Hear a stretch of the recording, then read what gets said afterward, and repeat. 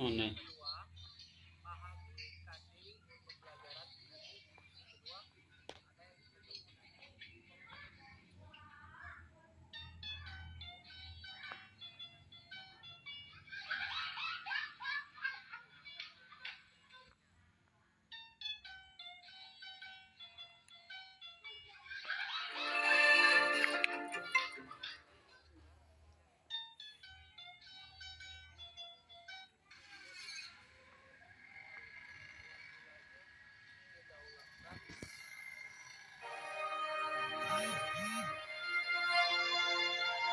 Proklamasi.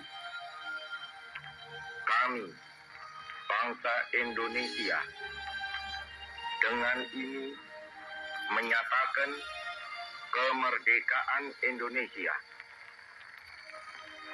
Hal-hal yang mengenai pemindahan kekuasaan dan lain-lain diselenggarakan dengan cara saksama dan dalam tempo yang sesingkat-singkatnya. Jakarta, 17 Agustus 1945, atas nama bangsa Indonesia, Soekarno-Hatta.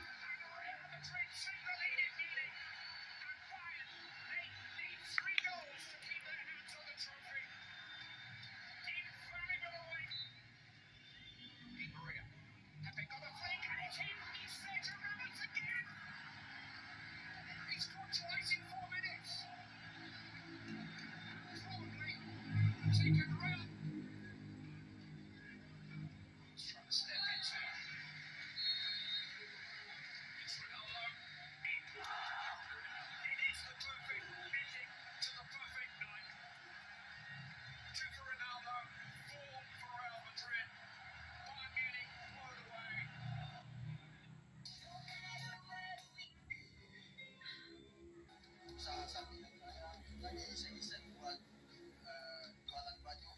Kalau mau lihat-lihat, ayo ke dalam ikut.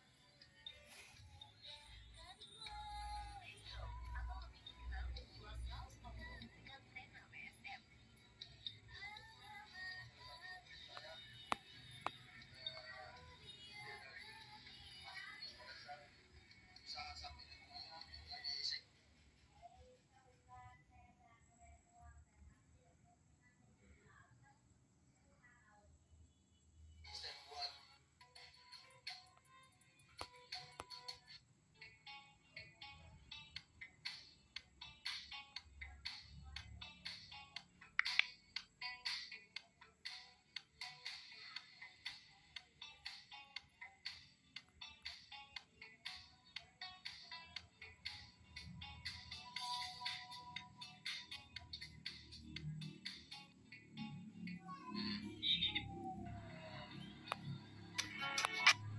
Hello citizen, ketemu lagi dengan saya Silvan Egis Nugraha.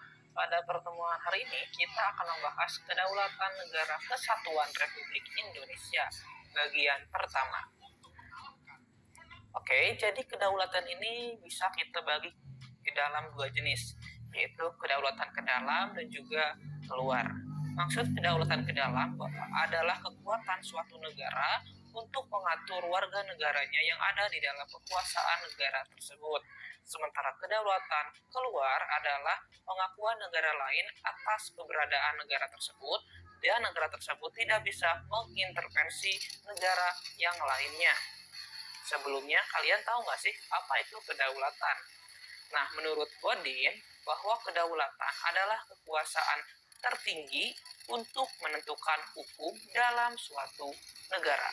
Jadi bisa disimpulkan bahwa kedaulatan adalah kekuasaan tertinggi untuk menentukan hukum dalam suatu negara.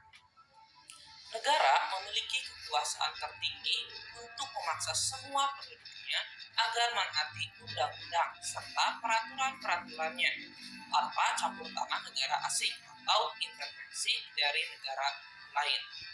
Nah, tadi kita sudah bahas ya mengenai kedaulatan ke dalam.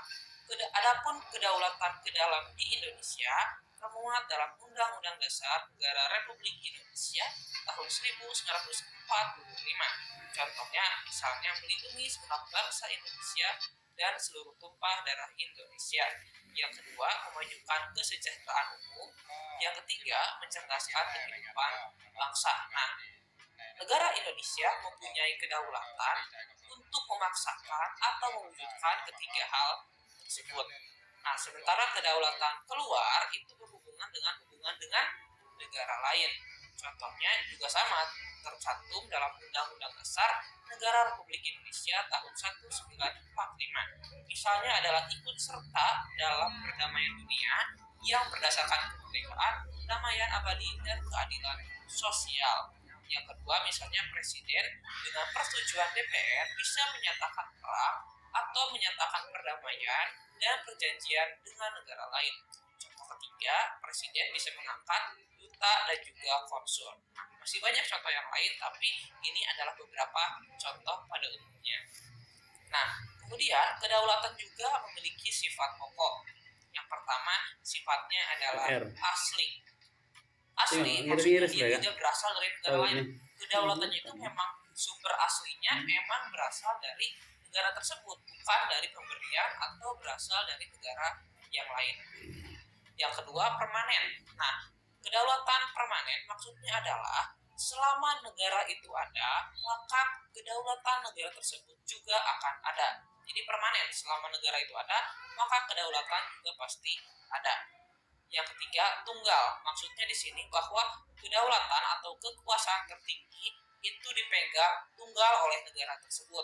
Tidak ada intervensi ataupun ada cabang kekuasaan lain. Yang keempat, tidak terbatas. Maksudnya, kedaulatan suatu negara tidak bisa dibatasi oleh kedaulatan yang lain. Misalnya, kedaulatan Indonesia tidak bisa dibatasi karena adanya kedaulatan negara Malaysia, misalnya Vietnam, Thailand, dan lain sebagainya. Kedaulatan negara Indonesia selama di daerahnya tidak terbatas oleh lembaga atau negara yang lainnya. Berikutnya, terdapat beberapa teori kedaulatan. Terdapat beberapa teori kedaulatan. Di antaranya teori kedaulatan Tuhan. Kemudian ada teori kedaulatan raja, teori kedaulatan negara, teori kedaulatan hukum, dan teori kedaulatan rakyat.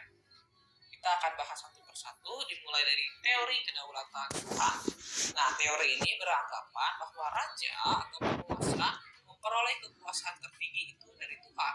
Jadi bisa dibilang raja itu diberikan berkat, rahmat, atau ditakdirkan oleh Tuhan untuk menjadi penguasa tertinggi dari suatu daerah tersebut.